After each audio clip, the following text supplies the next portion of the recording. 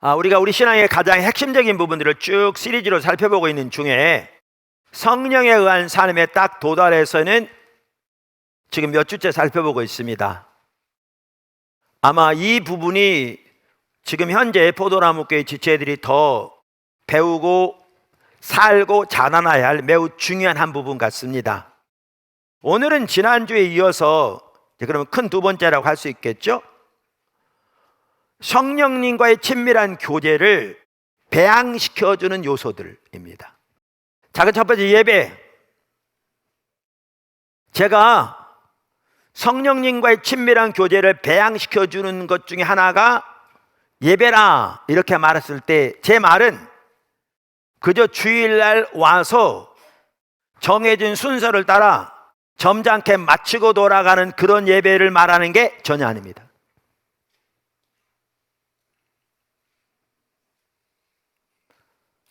오늘날 많은 성도들 가운데 때로는 예수 믿은 지 30년, 40년, 50년 믿었고 코로나 기간 동안에 불가피하게 모이지 못한 기간도 있었지만 50년 동안 빼놓지 않고 주일마다 나와서 지금 제가 말씀드린 그렇게 예배를 드렸는데도 성령님과의 친밀한 교제는커녕 성령님과의 실제적인 기본적인 관계도 없는 경우가 결단코 적지 않거든요. 어떻게 보면 훨씬 더 많은 사람들이 그러한 상황이 있거든요. 그러니까 제가 예배가 성령님과의 친밀한 교제를 배양시켜준다 이렇게 말할 때 그러한 몇 가지 전통적으로 내려오는 순서를 따르는 습관적인 예배를 말하는 게 아닙니다. 아닙니다. 그래서 한 단계 더 깊이 들어가야 한다 그 말인 거죠. 기초성경 공부 2권에도 잘 나옵니다마는 하나님을 아는 그 자라남, 예배는 무엇보다 하나님의 얼굴을 구하여 나가는 것입니다. 성경에서 하나님을 찾는다는 말은 하나님 자신을, 즉 하나님의 얼굴을 구하는 것을 의미합니다.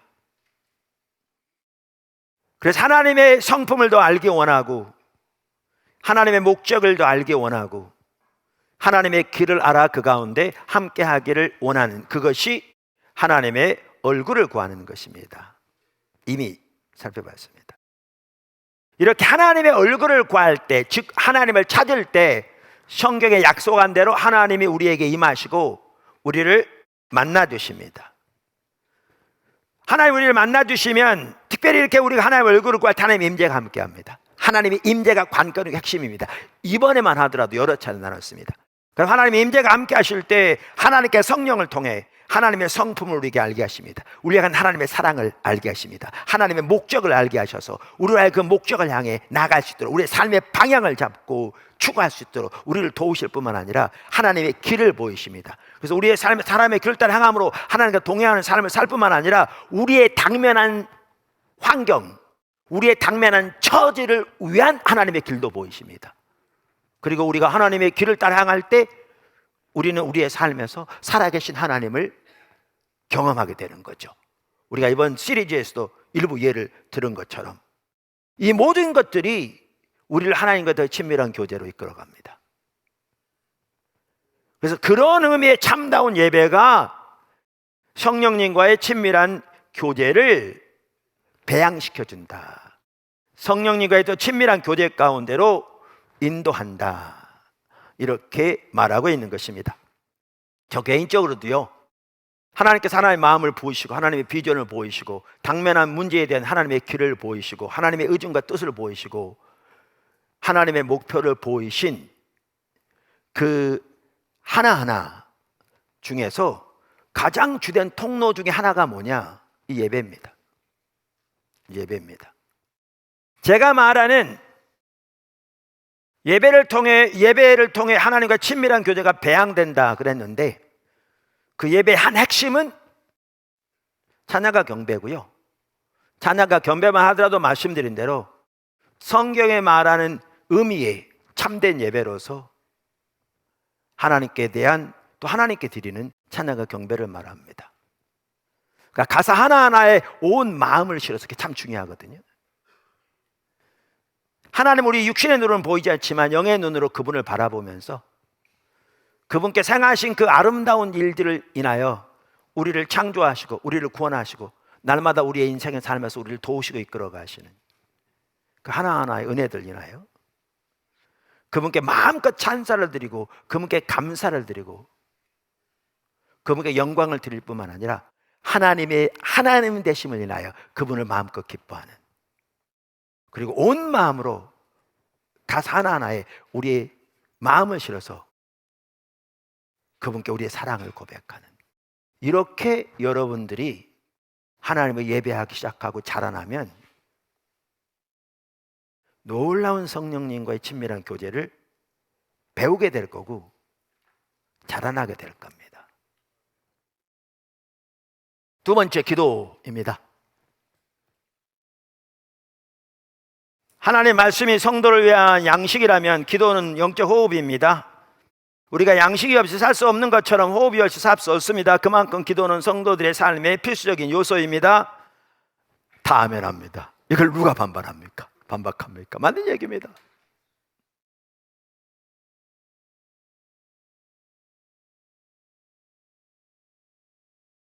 그리고 기도의 핵심은 하나님과의 대화입니다. 여러분 성경 사전 찾아가지고요, 기도를 한번 치고 기도의 정의가 뭔지 찾아보세요. 하나님과의 대화라고 나와 있어요. 기도는, 그래서 기도는 하나님과의 친밀한 교제를 위한 필수적인 요소이며 성령님과의 친밀한 교제를 배양시켜 줍니다. 근데 여기서도 한 단계 더 들어가야 합니다. 여러분, 오늘날 너무나 많은 사람들이 기도를 하나님을 전혀 모르는 이방인들이 생각하는 것과 똑같이 생각하고 있습니다. 그러니까 어떤 분 같은 경우에는 철야하면서 큰아들부터 막내아들까지 큰며느리 손주들까지 밤새도록 기도하고 새벽 예배까지 밤새도록 기도하고 그러면서 이렇게 마치드리잖아요. 혹시 구하지 못한 게 있으면 그것도 주실 줄로 믿습니다.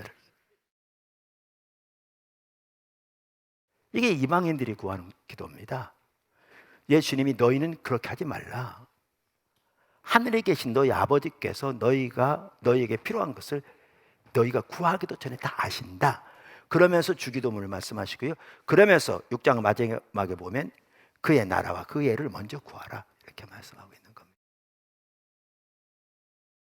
그래서 제가 성령님과의 교제를 배양시켜주는 한 가지 핵심적인 요소가 기도라고 말할 때 지금 말씀드린 그러한 이해와 그러한 관습과 그러한 행태를 따른 기도를 말하는 게 전혀 아닙니다. 실제로 광야 생활하던 이스라엘 백성들의 기도가 정확하게 그랬고요. 그래서 그들은 여러 가지 기적은 경험했을지 모르지만 하나님의 뜻과 의중은 전혀 알지 못한 채 그 시대에 흩어졌습니다. 하나님의 목적에서 제외된 채. 그러면서 시편 95편 보면 광야 생활하는 이스라엘 백성들의 삶을 본보기로 삼아서 구약의 이스라엘 백성들에게 너희는 저들처럼 하면 안 돼 라고 강력하게 말하고 있고, 신약 성경 히브리서 3장은 다시 시편 95편을 인용해서 이스라엘 백성들의 삶을 본보기로 삼아 신약시대 사는 우리들에게 너희는 그렇게 살면 안 돼 라고 말하고 있습니다. 그래서 기도에 대해 살펴볼 때도요, 한 단계 더 들어가야 합니다. 한 단계 더 들어가야 합니다. 그러면 하나님과의 친밀한 교제를 위해서, 성령님과의 친밀한 교제를 위해서 기도가 중요한데, 그 기도 중에 매우 중요한 기도는 하나님의 약속을 붙잡고 하나님의 뜻이 이루어지도록 구하는 기도입니다. 그것을 저는 선지자적 기도라고 부릅니다. 우리가 배워야 할, 우리가 살아야 할, 실천해야 할 기도의 한 예를 우리는 느헤미야 삶에서 보려고 합니다. 느헤미야서 1장에 나옵니다. 1장 2장에. 자, 보겠습니다. 1장 1절. 하가라의 아들 느헤미야의 말이라. 아닥사스다 왕 제20년 기슬루월에, 여기 언제 일이 있었는지 기록되어 있습니다.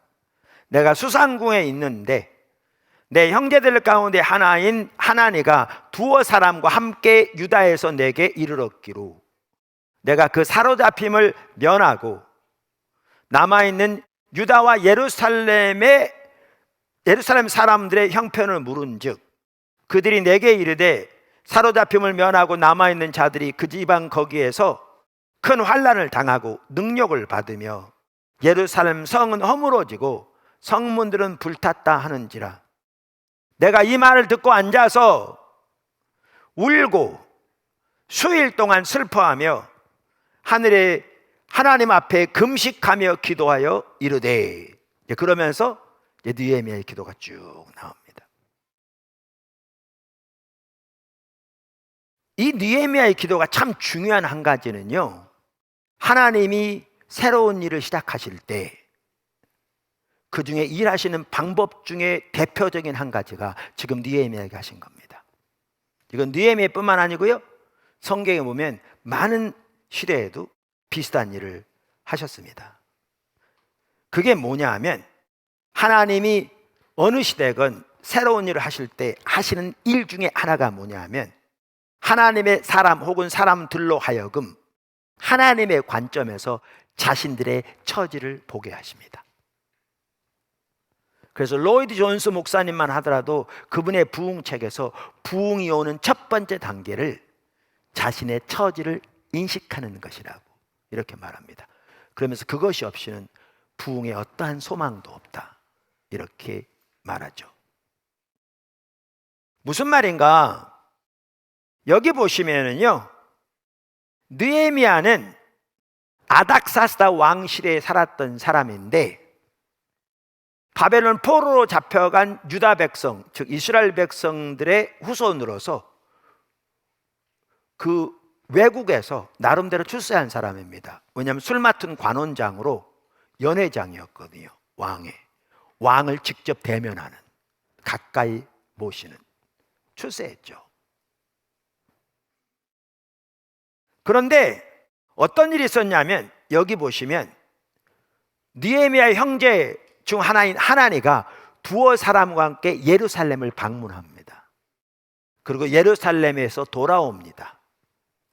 그리고 느헤미야가 예루살렘의 소식을 물으니까 그들이 대답해 준 말이 그 말입니다. 성벽은 지금까지 무너져 있고 성문은 불탄 채로 남아 있고, 그러니까 예루살렘은 이방 적들에 대해서 무방박이 완전히 노출되어 있는 거죠. 거기다가 이스라엘 백성들은 사람들 앞에서 온갖 조롱과 멸시를 당하고 주변 나라들로부터 지리멸멸한 상황에 있다라는 것을 말해준 겁니다. 그랬더니 성경에 보면 느헤미야가 하나님 앞에서 울며 금식하며 기도하기 시작합니다. 근데 이게 왜 하나님께서 일하시는 방법이라고요? 이게 하나님께서 느헤미야에게 자기와 이스라엘 백성들이 처한 상태를 하나님의 관점에서 보게 하십니다. 보게 하신 것입니다. 무슨 말이냐고요? 여러분, 예루살렘은 하나님의 도성입니다. 하나님의 영광이 거기 머물러 있어서 열방에서 하나님을 알기 원하고 하나님의 영광을 보기 원하고 하나님의 길을 아는 사람들이 예루살렘으로 몰려오게 되는 것이 하나님의 의도였습니다. 거룩한 성읍, 영광의 도시. 근데 그 도시가 지금 폐허 가운데 있습니다. 성벽이 무너져 있고 성문은 불탄 채 남아 있고, 이스라엘 백성들은 하나님의 백성입니다. 열방의 빛으로 하나님께서 부르신 자들입니다. 근데 그들이 열방의 조롱거리가 되어 있습니다. 지리멸멸한 상황에 있습니다. 이것이 비춰진 거죠. 하나님의 관점에서 보여진 거죠. 제가 가끔 그 얘기 하는데 인식과 자기 생각으로 이렇게 판단하는 건 다르다. 무슨 말이냐면요, 그 당시에도 이스라엘 백성들 중에 아마 이런 사람 많았을 줄 믿습니다. 우리는 안 돼. 이 하는 짓이 뭐냐 도대체 등등등. 오늘날 자기가 교회인데, 하나님의 백성이니까 교회에 대한 온갖 부정적인 말들을 자기는 정결한 것처럼 쏟아내는 사람들 절대 적지 않습니다. 그 말이 틀리지 않을지는 모르지만 하나님의 관점에서 자기들의 처지를 이만큼도 못 보는 겁니다. 너무나 교만한 거죠. 느헤미야는 말씀드린 대로 하나님의 이름으로 일컫는 하나님의 백성이 처해 있는 상태를 하나님의 관점에서 본 겁니다. 자기 조상들부터 하나님의 길을 떠나 하나님의 율법을 버리고 우상을 숭배함으로 하나님의 심판이 임해서 그 상황에 처해 있는 그 모습을 새삼스럽게 다시 깨닫게 된 거죠. 그러니까 금식하며 기도하기 시작했습니다. 이게 중요한 게요, 하나님이 새로운 일을 하실 때 이런 일을 하십니다. 많은 경우에. 여러분 2장에 한번 보실래요?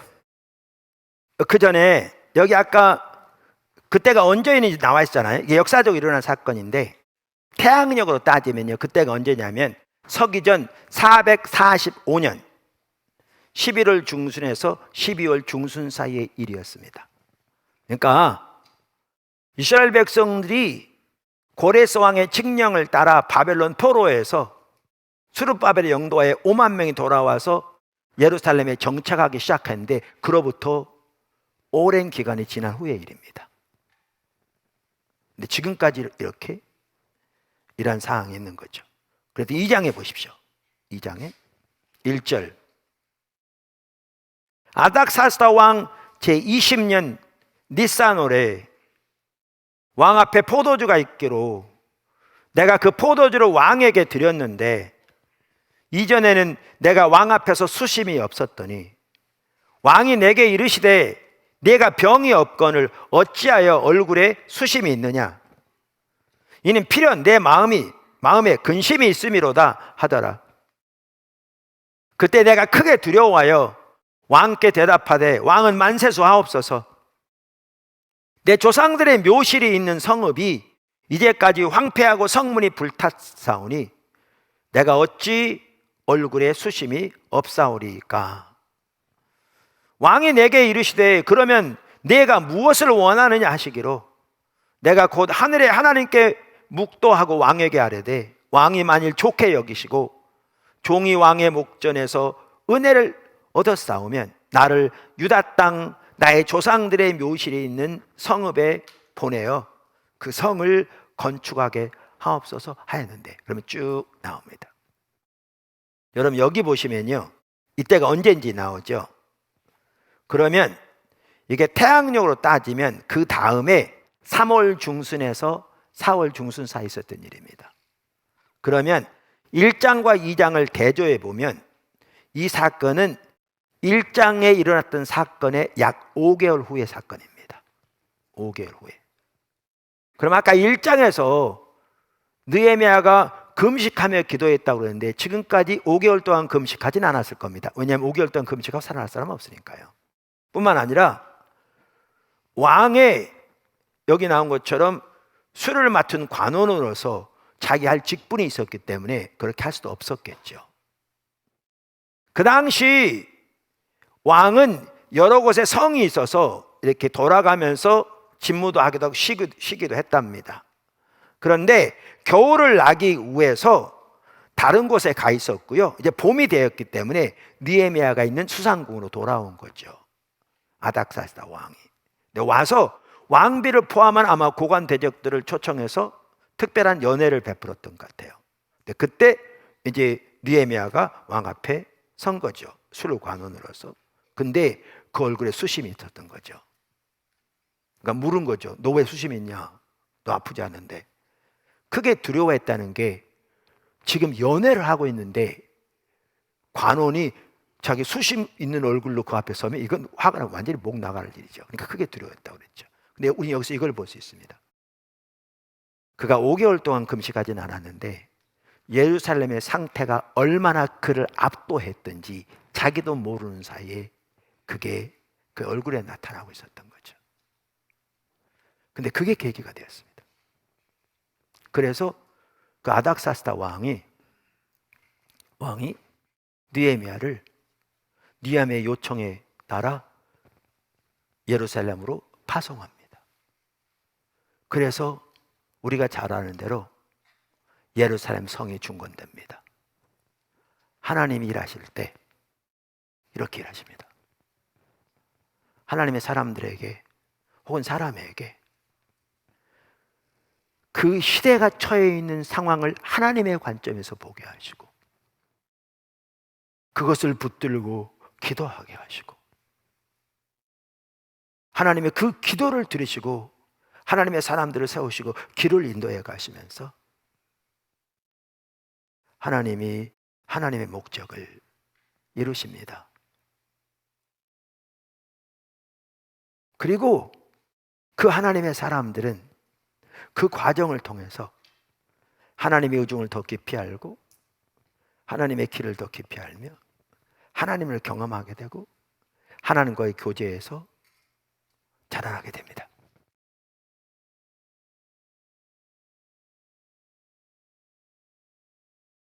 여러분, 제가 이렇게 말씀드렸는데 여러분 중에 설교를 들으면서 혹시 이렇게 생각하는 분이 계실지 모르겠습니다.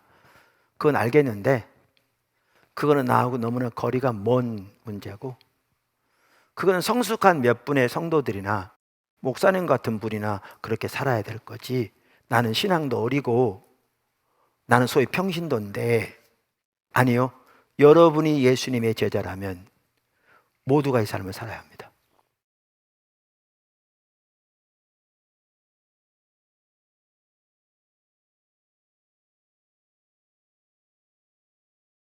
여러분 인식부터 바꾸셔야 합니다.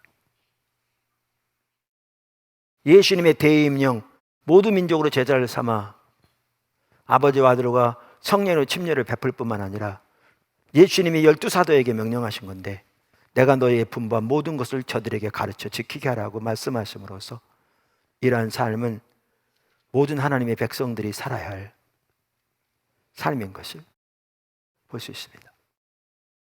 자, 세 번째, 말씀 묵상. 당연히 기도, 당연히 예배, 당연히 말씀 묵상이 중요하죠. 근데 이 말씀 묵상도 한 단계 더 깊이 들어가 봐야 합니다. 성령님은 진리의 영이십니다. 그래서 우리를 진리 가운데로 인도하십니다. 성령님은 진리를 뒷받침하십니다. 성령님과의 친밀한 교제를 위해 우리가 하나님의 말씀으로 무장되는 것이 필수적인 핵심입니다. 성령 충만한 삶을 위해서도 말씀이 우리 안에 거하는 것이 핵심이고 예수님의 진정한 제자가 되기 위해서도 우리가 이미 살펴본 대로 하나님 말씀이 우리 안에 거하는 게 필수입니다. 그런데 이 말씀에 있어서 중요한 건 자세입니다. 단순히 성경적인 지식만 뛰어난다고 해서 하나님의 뜻을 올바로 알 수 있는 것이 아닙니다. 바리새인들이 대표적인 예입니다. 영적인 분별력이 필수입니다. 영적인 분별력이 필수입니다. 그러니까 하나님 말씀도 모르고 하나님의 뜻을 올바로 알 수 있는 건 아닙니다. 그러나 하나님의 말씀을 이론적으로 많이 안다고 하나님의 의중과 뜻, 길을 아는 것이 전혀 아닙니다. 반드시 기억하셔야 합니다.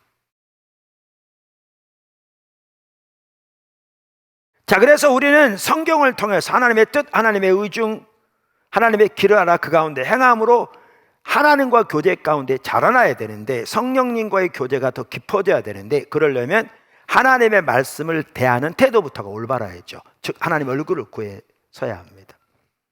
여러분 말씀드린 대로 하나님의 뜻을 알아 그 뜻을 행함으로 하나님과 함께하고 하나님을 기쁘시게 하는 자세로 주의 말씀 앞에 서야 합니다. 뿐만 아니라 예수님이 그랬던 것처럼 하나님의 말씀에 전체를 거는 그런 자세도 중요합니다.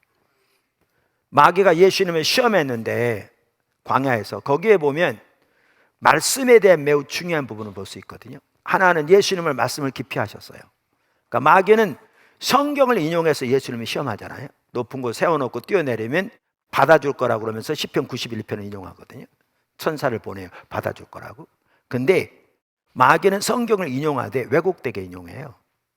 원래 시편 91편은 우리가 하나님을 거처로 삼고 살아가면 우리 모든 가는 길에 인생의 여정에서 하나님이 천사를 보내서라도 발이 돌에 부딪혀 넘어지지 않게 지켜주겠다는 말을 딱 일부를 빼버림으로 뛰어내리면 받쳐줄 거라고, 즉 하나님을 시험하라고 미혹하는 거죠. 예수님은 근데 그 마귀의 의도를 정확하게 간파하셨거든요. 그리고 하나님의 말씀이 의미하는 바를 정확하게 이해하셨어요. 그러니까 기록되었을 때 주 너의 하나님을 시험하지 말라 하였느니라고 단호하게 거절하더라고요. 그 다음에 보시면 마귀가 천하 만국의 모든 영광을 보여줘요. 그러면서 내게 주어진 것이므로 내가 원하는 자에게 준다.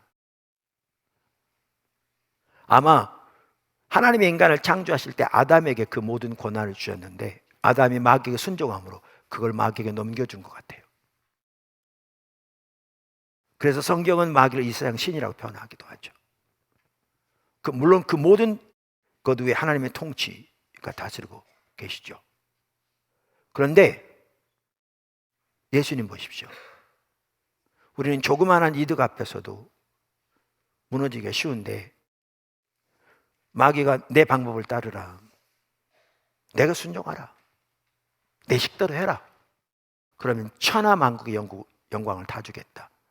그런데 예수님은 이런 지하에 단호하게 거절하시잖아요. 우리 하나님 말씀 앞에 설 때에 그 말씀을 통해서 하나님의 목적, 하나님의 뜻을 알아 그 가운데 함께하기를 구하여 설 뿐만 아니라 하나님의 말씀이 그러하기 때문에 선택의 여지가 없는 그 자세로 서야 합니다. 앞으로 살펴보겠지만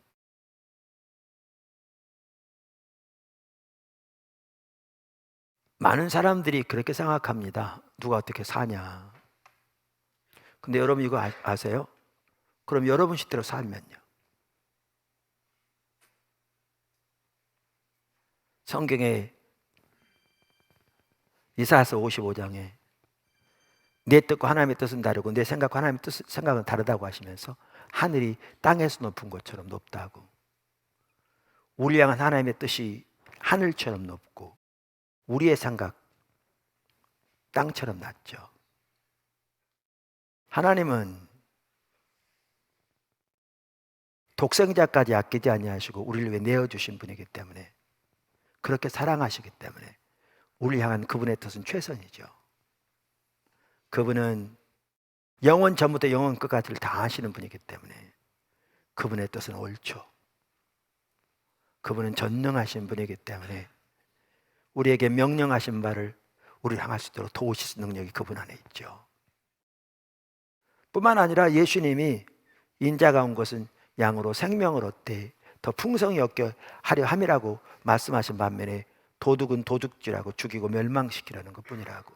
자, 그래서 여러분이 자기 욕심대로 마귀의 생각을 따르면 어떻게 되게요?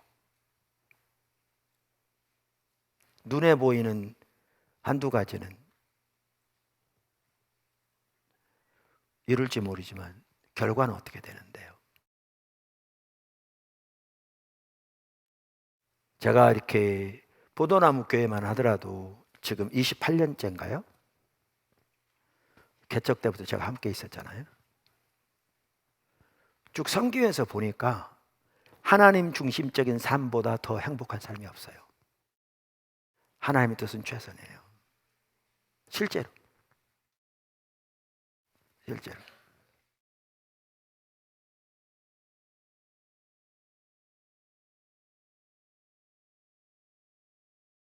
그래서 그러한 자세로 하나님 말씀 앞에 서야 합니다.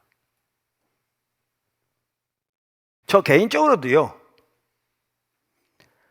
하나님 말씀을 묵상하고 연구할 때 그 과정을 통해서 하나님의 뜻, 의중이 참으로 놀랍게 계시되는, 깨달아지는 경우가 많고요. 뿐만 아니라 하나님의 그 길 보여주는 대로 내 자신이 그렇게 서구 성도들을 무장시키기 위해서 책을 쓸 때, 또 하나님의 말씀을 정리하고 설교를 준비하고 또 설교를 전할 때 어느 때보다 성령께서 함께 하시는 거 아세요? 뭐냐면 성령은 진리의 영이기 때문에요. 말씀과 함께 하시거든요. 그렇게 올바로 설 때 자라나는 거죠. 자, 큰 세 번째입니다. 성령과 동행하는 삶을, 실제적인 삶을 위한 몇 가지 중요한 요소들. 성령님과의 교제를 위한 기본적인 요소들. 지금은 성령님과 동행하는 삶을 위한 몇 가지, 그러니까 실제적인 삶을 위한 몇 가지 중요한 요소들 한꺼번에 다 하면 좋은데요. 여러분 이해하기 쉽도록 제가 나눠놓은 겁니다. 자, 아까 말씀드린 간략하게 설명하겠습니다. 첫째, 작은 첫 번째. 우리의 마음을 깨끗이 해야 합니다. 성령은 거룩한 영이잖아요. 마음을 어떻게 깨끗이 해요? 회개를 통해서 깨끗이 합니다. 너희가 만일 너희 죄를 자백하면 저는 미쁘시고 의로사 너희 죄를 사하시며 모든 불의에서 너희를 깨끗게 하실 것이요. 회개함으로 우리가 마음을 깨끗게 해야 합니다. 그런데 여기 한 가지만 언급하고 넘어간다면 성령을 근심케 하지 말라고 에베소 4장 30절에 말한 다음에 그 앞뒤를 보시면 죄들을 쭉 나열하거든요. 근데 그 죄들 중에 관계의 죄들도 있습니다. 그러니까 우리는 술 취함, 방탕, 간음, 도둑질 이런 것은 죄라고 다 여깁니다. 당연히 죄입니다. 그런데 미워하는 것, 용서하지 않는 것, 후욕하는 것, 다른 사람을 자기 관점으로 판단하는 것, 이러한 것들도 아까 언급한 다른 그 죄들 못지않게 심각한 죄들인데, 이러한 관계의 죄들은 우리는 전혀 심각성을 가지고 있지 않습니다. 근데 에베소 4장은 그것을 명확하게 언급하고 있습니다. 언급하고 있습니다. 근데 여기 중요한 게 있어요. 또 하나. 그게 뭐냐 하면 성령과 친밀하게 동행하는 삶을 살려면 우리가 성령을 근심케 하지 말아야 되는데, 문제는 성령을 한 번도 근심케 하지 않을 수가 없거든요. 그런 분이 있다면 그 거짓말하고 있는 거예요. 그러니까 그럼 어떻게 하냐면 성령을 근심케 하는 것과 돌아오는 것을 시간을 줄여야 돼요. 그러니까 근심케 하고 돌아오는 시간을 짧게 줄일수록 우리는 성령과 친밀하게 동행하는 거죠. 할렐루야. 그러니까 성령을 근심케 하지 않을 수는 없는데, 안 하면 좋겠지만 이 땅에 살아가면서, 그런데 성령을 근심케 하는 것과 돌이키는 것이 짧을수록 회개하고, 돌이키는 것이 짧을수록 성령과 동의하는 사람이 됩니다. 광야 생활하는 이스라엘 백성들이 어떻게 하나님의 성령을 근심케 이미 살펴봤습니다. 성경이 말하고 있잖아요. 이사야서 63장 10절. 하나님께서 반복적으로 그들을 이렇게 지도하시고 다루시고 인도하시고 하나님의 얼굴을 구하도록 이끌어 가시고 하나님의 목적을 보이시고 하나님 찾도록 인도하셨는데, 그들은 환경에 따라서 하나님의 도움과 능력을 구했을지 모르지만 하나님의 믿음을 신뢰하지 않고 하나님의 의중 관심도 없는 채 자기 식대로 살아감으로 하나님께 범죄하고 배반하고 하나님을 대적하고 하나님을 시험하고 오히려 하나님의 분노가 활활 타오르겠다고 성경은 말하잖아요. 성령을 근심케 하는. 근데 그들은 그 사실을 몰랐죠. 이게 문제인 거죠. 전혀 모르니까 하나님 10번의 기회를 주었는데 안 돌이키니까 흩으셨잖아요. 그래서 우리는 곧바로 돌이켜야 돼요. 두 번째, 성령의 임재를 믿음으로 구합니다. 성령의 임재를 구하는 것은 성경적입니다. 다시 말해 하나님의 뜻입니다. 누가복음 11장 11절에서 13절. 너희 중에 아버지 된 자로서 누가 아들이 생선을 달라고 하는데 생선 대신에 뱀을 주며 알을 달라 하는데 전가를 주겠느냐? 너희가 악할지라도 좋은 것을 자식에게 줄 줄 알거든. 하물며 너희 하늘에 계신 아버지께서 구하는 자에게 성령을 주시지 않겠느냐 하시니라. 성경은 우리가 하나님의 뜻을 따라 구하면 하나님 반드시 응답하신다고 말씀하십니다. 요한일서 5장 14절. 그러므로 우리가 믿음으로 성령님 오셔서 우리를 채워주세요 라고 기도하는 성령 임재를 구하는 것은 성경적이고 하나님이 응답하실 겁니다. 그래서 우리의 예배, 우리의 오이코스 모임, 하나님 말씀 묵상하는 내 개인의 시간, 다양한 시간에 우리는 하나님께 하나님의 성령으로 임재해 주시도록 성령으로 충만케 해주도록 믿음으로 구하는 것 중요합니다. 할렐루야. 세 번째, 성령에 대해 항상 갈급해야 합니다. 요한복음 7장 37절 39절. 명절 끝날 곧 큰 날에 예수께서 서서 외쳐 이르시되 누구든지 목마르거든 내게로 와서 마시라. 나를 믿는 자는 성경의 이름 같이 그 배에서 생수의 강이 흘러나리라. 그 다음 절에 보면 성령을 가리켜 하신 말씀이라. 그러니까 성령님과 관련해서 중요한 한 가지는 갈급함입니다. 이건 성령님만이 아니고요, 시편 기자가 그랬던 것처럼 예배에도 하나님의 영광을 보기 위하여, 얼굴을 보기 위하여 목마른 사슴이 시냇물을 찾듯이 갈급하는. 사실은요, 우리에게 갈급함이 없다면 우리 병들어 있는 겁니다. 예배를 위해서건 하나님을 아는 것이건 성령과 동행하는 삶이건 성령께서 더 큰 능력으로 우리 가운데 역사하시는 삶이건 우리에게 중요한 한 가지는 갈급함입니다. 갈급함을 잃으면 우리의 신앙과 예배와 우리의 모든 하나님께 드리는 의식들은 이제 하나의 루틴이 되어버립니다. 습관이 되어버립니다.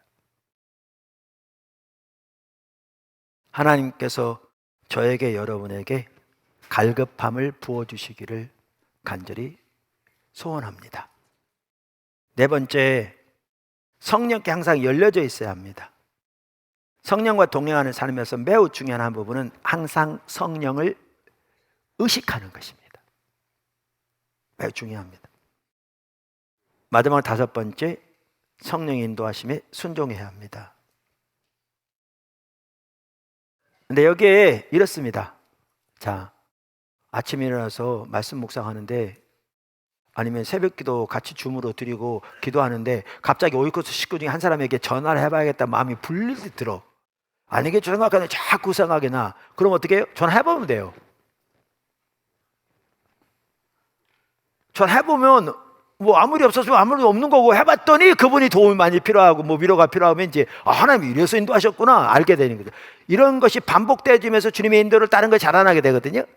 근데 만약에 하나님이 여러분 재산 다 팔아 다른 나라로 이사라고 그랬다, 이런 것은 그냥 하면 안 돼요. 그거는 분별이 전제돼야 돼요. 하나님 뜻인가 확실히 분별되는 게 전제돼야 한다고요. 당연히 가정에서 전제될 뿐, 이때 이제 중요한 게 그거죠. 교회에서도 함께 전제하고 교회 리더십도 있고 하니까 전반적으로 분명하게 주님의 뜻을 분별한 다음에 순종해야 돼요. 그런 중요한 일들은. 할렐루야.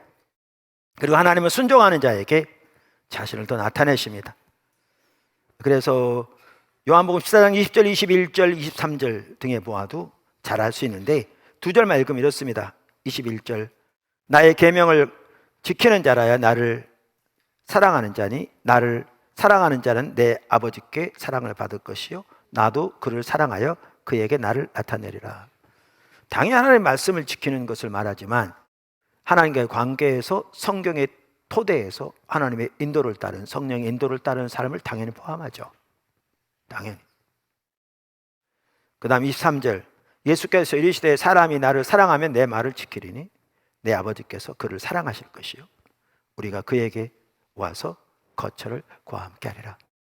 오늘 성령과 동행하는 삶을 위해 어떻게 그 교제 가운데 자라날 것이며 또 어떻게 동의하는 삶을 위해 중요한 요소들 우리가 기억해서 자라날 것인가 살펴봤습니다. 이 삶은 우리 모두가 살아야 할 삶입니다. 모두가 자라나야 할 삶입니다. 그렇게 우리 모두가 성령과 동의하는 삶에 자라나게 되기를 주님으로 축원합니다.